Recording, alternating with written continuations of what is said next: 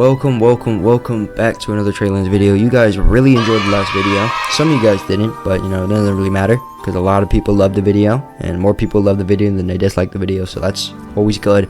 Today we're going to be going over Purshovian Federation's military strength, and we're going to be going over kind of like the civilization to the extent of how it affects the military, some of the resources it possesses, some of the equipment it has, and especially what ships they do possess, and kind of just factoring in what their influence is to the Grand Isles, right? So we're going to have little sections, and I'm going to give them ratings through 1 through 5, kind of just to dictate what type of strength it has, or I should say just categorical rating in that specific segment that I'm going over regarding the Purshovian military, because there's a lot of things we have to factor in. So we're going to give ratings on that, and then at the very end we're going to give it like an overall rating. That's going to be it for this little intro segment. Yeah, let me know what you guys want to see after this video inside the comments. Thank you. You mind if I wild out? I'm rocking that suit, you mind if I style out? You mind if I ball out? Fuck is you time out, run up in your house? Purshovia is just one of those really important and fundamental factions really within the entire game. It has so much influence within the main islands of the Grand Isles, and has a lot of just technology which is attributed to a lot of different aspects of the game itself, being notoriously they're ironclads, which is something I'm going to get into very extensively in just a short bit.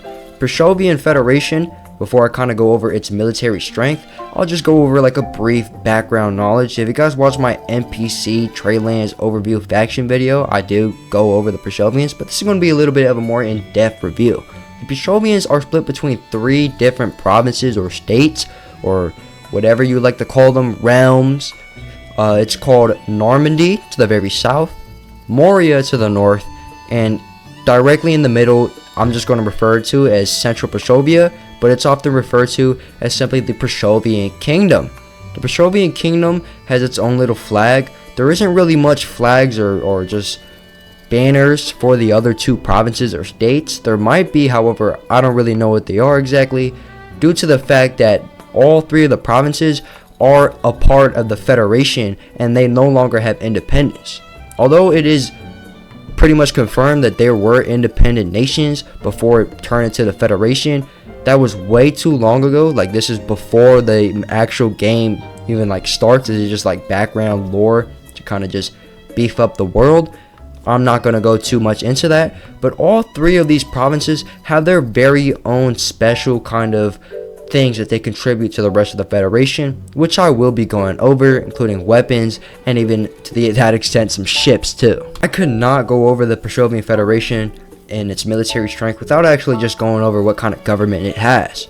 For the most part, we do know that the Federation is in fact ruled by an oligarchy, kind of like a central elite, with a head as a leader. I've heard a couple terms referred to like the main leader dude, but what I've seen a lot is just Kaiser, which is like the German word for king. So it's kind of like a king, but not really. It's just the head of the oligarchy. I'm sure it changes whenever the Purshovians decide to have a different leader in charge, but for the most part, the actual leader, which we've never seen in game, is supposed to be referred to as some sort of Kaiser or king, and the main government is ruled by an oligarchy. In terms of just like Purshovian leaders that we do know of, is Grand Admiral Marachov, or Markov, however you pronounce his name, starts with an M. Okay, Marachev, very important and not so funny guy, right? I mean, this guy is known. There's a turret literally named after this admiral, so that should already kind of put into perspective how lethal this guy was when he was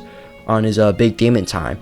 Although Grand Admiral Marashov isn't really affecting the game too much anymore, I believe he was defeated, but that's like the one leader that we do know of from Purshovia that has been seen in game, and he is the Grand Admiral of Purshovia. There's probably another Grand Admiral now that Marashov is no longer really around, or maybe he'll come back for a return the next Purshovian war. If you guys didn't know, we had a couple Purshovian wars in Tradelands, and one Purshovian war which is quite recently, being in 2023 to like early 2024. I'm not going to go too into that war due to it being like a roleplay event, and this is purely like a lore documentary commentary type of video. But if you guys want to see more lore, war, naval battles, and stuff like that, I'm going to have to ask some other Navy member about that stuff because I'm not too seasoned. I haven't even been in a roleplay battle. I will get somebody to go ahead and relay me the information about like naval stuff, and I will go over that, but we're getting a little off topic here. So we do know what the Purshovian Federation's background lore is. Now we're going to be going over its different just parts that kind of contribute to the overall military of the Federation.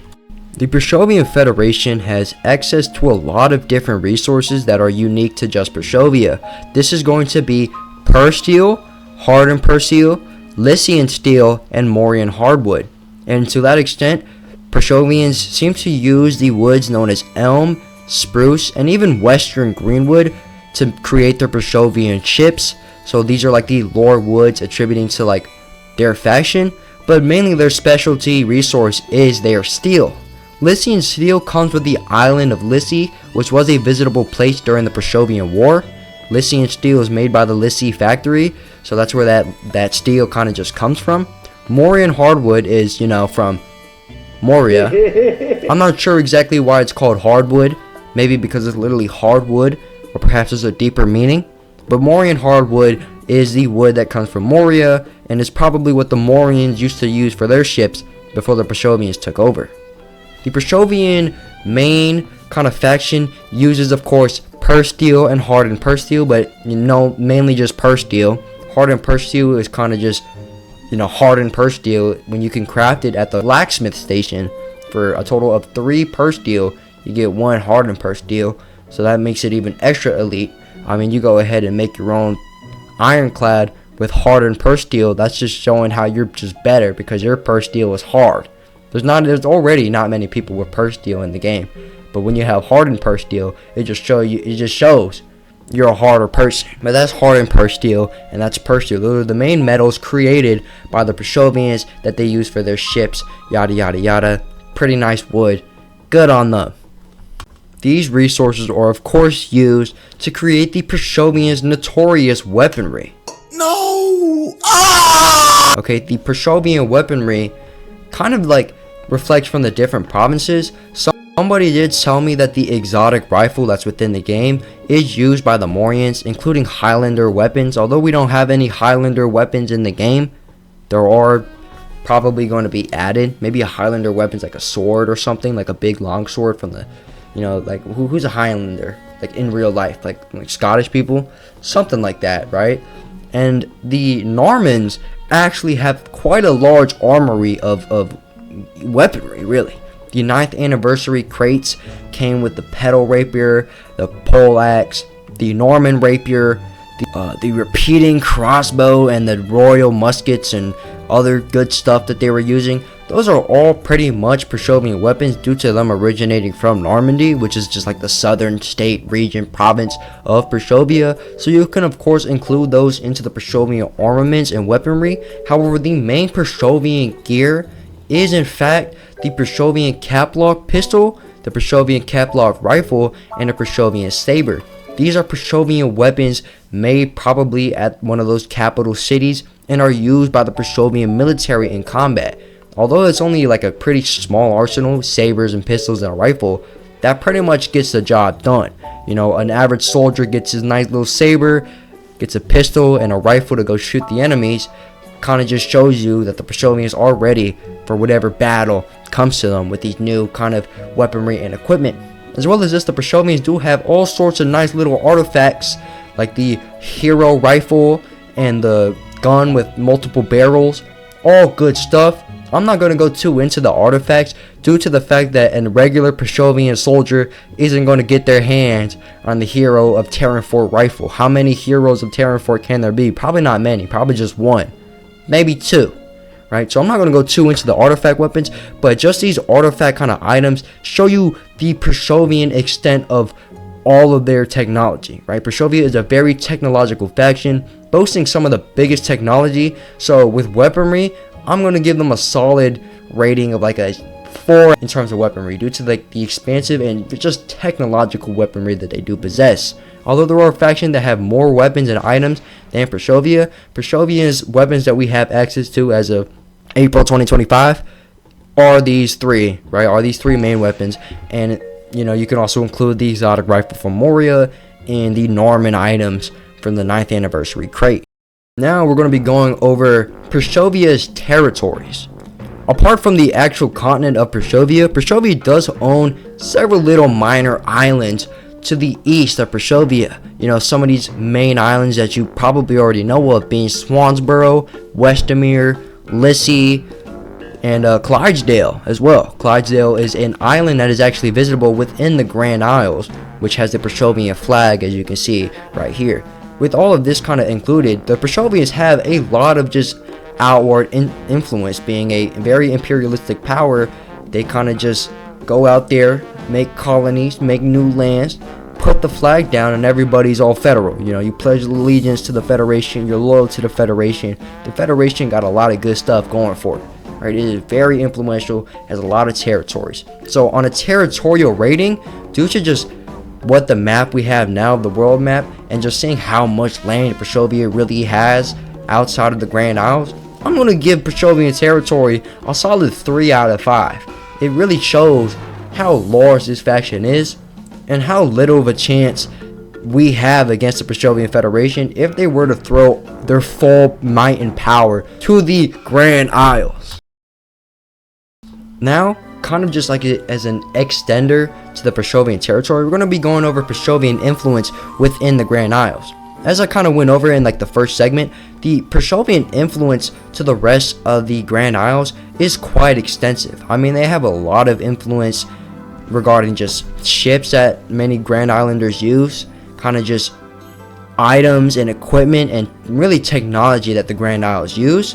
Of course, I'm not going to be going over its influence worldwide, map-wide, just kind of pertaining to the Grand Isles. And there are a lot of Purshovian glaciers out there. I mean, look at this whole rally of Purshovian glaciers. I mean, these guys are ready to defend the Federation inside the game, right? This is an actually functioning group as of April 2025, and it's probably going to be functioning to like 2026, if not beyond. I mean, these guys are ready for it. These guys, I mean, they're well trained, reasonably trained. There's so much influence and so much just fans for the Purshovians too. I mean, I'm a pretty big fan of Purshovia just as well. I mean, they got a lot of cool things going for them, which makes Purshovia just one of the most notorious and one of the most loved factions within the entire game. So in terms of just influence, both lore wise and just community wise, I'm gonna give Purshovian influence a solid 4 out of 5. I mean, that's pretty high. Let's go. Now for the part you guys have probably been anticipating. I can't just go over the Purshovians without going over their main kind of just wow factor item, being the Purshovian massive armada. The Purshovians are crazy shipbuilders. I mean, look at this thing. What is that, bro? Imagine getting shot by that thing, bro. The Purshovians are known for the creation of ironclads. If you want to go kind of a couple years back in like the lore terms, the Purshovians didn't actually make ironclads for a long while, until they kind of like stole the steam engine from the Aeolians. I'm not going to go too into that, but they stole the design from the Aeolians and then used that design to make their ironclads, right? The Poseidon is like their first ever ironclad that they created, which is pretty neat on them. And they kind of used that blueprint to create all these new unique looking ironclads that I do not want to be shot with. I mean, look at this ironclad right here. This thing is called the Medusa, and it literally has a bunker on the damn ship, bro. I mean, look at that thing. That's ready to defend against a horde of enemies. I mean, the Purshovians have their double turrets, and they got their 3 turrets. I mean, look at that thing. That's not good to fight against, right? The Purshovians really out here dishing their kind of technologically advanced weaponry on everybody else. I mean, these ships are scary, and in lore terms, the Purshovian armadas are so big that you can tell that they're close by due to the fact that there's coal in the air. So it's like a blackened sky above the massive fleet. That's just not good, bro. And the Purshovians are not just out here dishing around with ironclads. I mean, the Demeter class trade ship inside the game literally has a turret on it, and it shoots coal out of its engine, right? So this thing is fueling the rest of the fleets. Let's say they're running out of food, the Demeter comes in, fully armed trade ship, resupplies the entire fleet. You know, the Purshovian armada of just all sorts of ships, and the ships inside the game being super cool looking and strong and really intimidating. I'll go over these ships briefly. The Purshovian ironclads and just ships that we know of inside the game as of right now is the Poseidon, the Megalodon, the Demeter being the 3 obtainable ones that are easy to obtain to like players. Although the Demeter is a limited time ship, you can't get the Demeter anymore. It's possible it might be re-released, as it was re-released kind of like last year, even though it came out the year before. So, you know, stay tuned for that, and, you know, keep your eyes out, because it might come back if you want to go get yourself a Demeter. So these are the 3 ships, and these are already pretty neat looking ships. Now the 4th ship that they have created is the Ares, which is not something that's very easy to get, but you can acquire it within the game. And the Ares is a very intimidating ship. I mean, look at that thing. I would not want to fight that in any scenario. Of course, you can also mention the Norman Wyvern ship too, from, you know, south of Purshovia. So they kind of created that thing as well. The Purshovians may have also created the Minnowclad, as you can see by like this art, this blueprint. So I mean, that's pretty neat for them too, creating the Minnowclad. And then there's the roleplay locked ships that are not easy to obtain, or via just not obtainable at all, being the Medusa, the Cyclops, the Hydra, and the Onager. Now the Medusa is owned by a few players inside the game due to just helping out the community and stuff. So if you ever want to go take a look at a Medusa, I'd say Sir 50 has the easiest to look at Medusa, as he's always playing the game. So you can go to his house, take a look at his Medusa. Sweet Barbecue Sauce also has a Medusa, and I think some other person has a Medusa. I believe it is World of Nations. So if you ever see him in game, you know, go ahead, give him a hello, and ask to see his Medusa if you want to see his Medusa. The Onager is only owned by Cursed Krampus. Even though it was a roleplay locked ship for a long time, Cursed Krampus managed to get his hands on one. So if you want to go see the Onager in battle, or you just want to go look at it, go ahead, hit up Krampus, ask to go look at it, all that good stuff. The Cyclops, I don't think anybody has a Cyclops. Just limited to Nar and maybe the rest of the dev team. So if you want to go look at the Cyclops in game, I'm not sure. You're going to have to figure something out. And the Hydra, I don't even have a picture of the Hydra. I don't even know what the Hydra looks like. You're going to have to, I don't even know if you are going to be able to see the Hydra. Does it even exist? Well, it exists because somebody reported it, but we don't have any pictures of it. This might be the Hydra that I'm showing you here, but it's we don't know.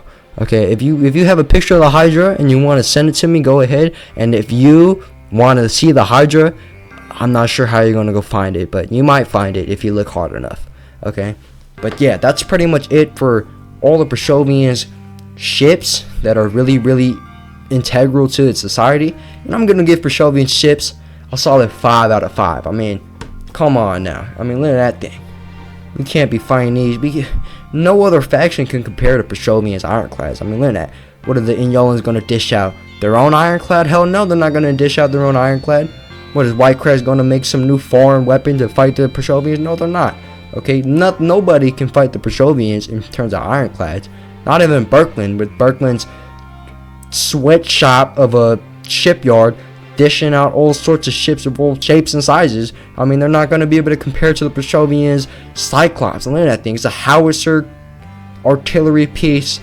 You know the thing that the Germans use, like that big cannon? It's literally that thing, but put on a ship. There's nothing you can really do. You know, there's nothing you can really do. Overall, due to just how many factors play into Purshovian's military strength, I'm going to give Purshovia a solid 4 out of 5 in terms of just military strength. We don't really know how much manpower they could have, but due to how expansive the continent is and how just big their fleets could be, it's pretty safe to assume that Purshovia has a lot of troops ready on standby, and the Grand Isles is low-key cooked if they send their full power to the Grand Isles, the Purshovians. So, you know, don't piss off the Purshovians too much. Keep them level-sided. You know, watch out, right? I mean, if the Purshovians ever come, we'll know that they're coming due to the sky turning black. Okay? And it's probably pretty polluted down in Purshovia due to this fact too. So I wouldn't stay in Purshovia for too long, else you might have trouble breathing. That's going to be it for this entire video, really. It is a little bit long. It's a little bit long, but don't worry. It was entertaining. It was funny. Thank you guys for watching this video. You guys have a good one. I'm out.